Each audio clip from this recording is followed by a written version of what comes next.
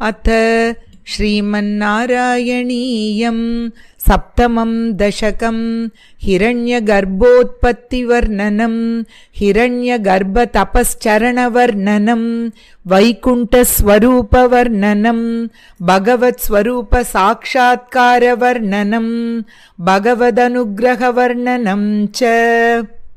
एवं देवचतुर्दशात्मक जगत् रूपेण जातः पुनः तस्योर्ध्वं खलु सत्यलोकनिलये जातोऽसि धाता स्वयं।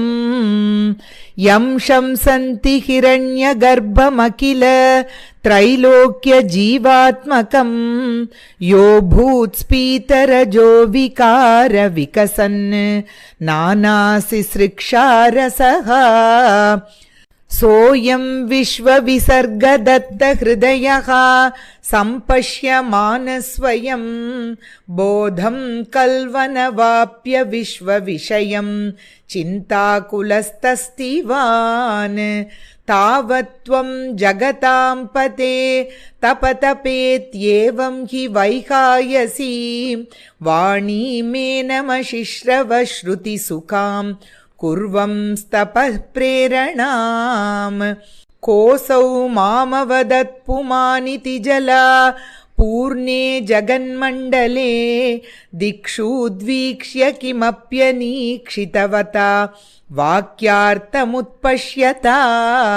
दिव्यं वर्षसहस्रमात तपसा तेन त्वमाराधितः तस्मै दर्शितवानसि स्वनिलयं वैकुण्ठमेकाद्भुतम्।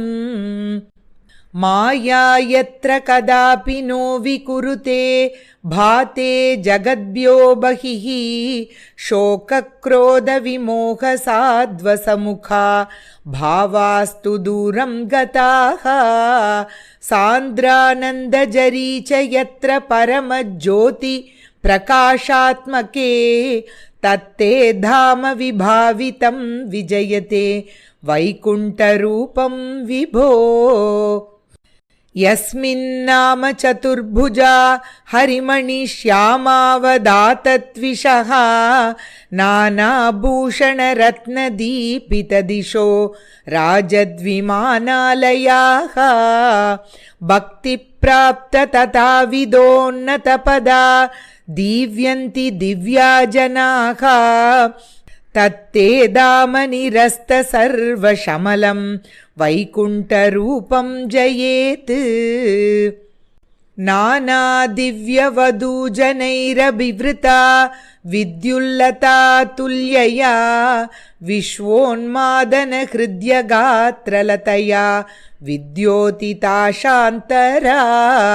त्वत्पादाम्बुजसौरभैककुतुका लक्ष्मी स्वयं लक्ष्यते यस्मिन् विस्मयनीय दिव्यविभवा तत्ते पदं देहि मे।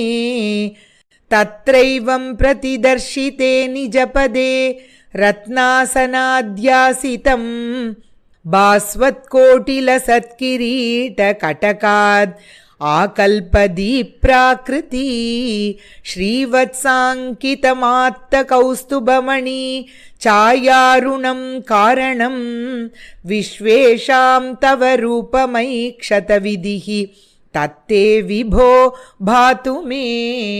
कालाम्बोदकलाय कोमलरुचि चक्रेण चक्रं दिशाम् आवृण्वानमुदारमन्दहसित स्यन्दप्रसन्नाननं।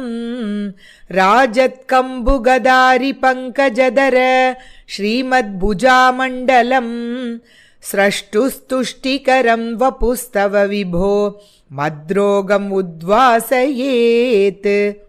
दृष्ट्वा संभृतसम्भ्रमः कमलभूः त्वत्पादपातोरुहे हर्षावेशवशं वदो निपतितः प्रीत्या कृतार्थी भवन्। जानास्येव मनीषितं मम विभो ज्ञानं तदापादय द्वैताद्वैतभवत्स्वरूप परमिति आचष्ट तत्त्वां भजे।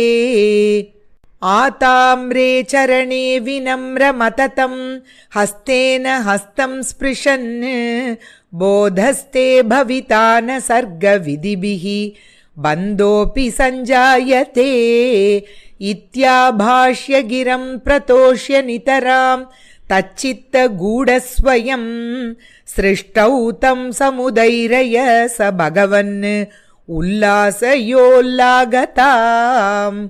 ॐ तत्सत् इति श्रीमन्नारायणीये सप्तमं दशकं समाप्तं। श्रीहरये नमः। रमारमण गोविन्द गोविन्द। श्रीकृष्णार्पणमस्तु।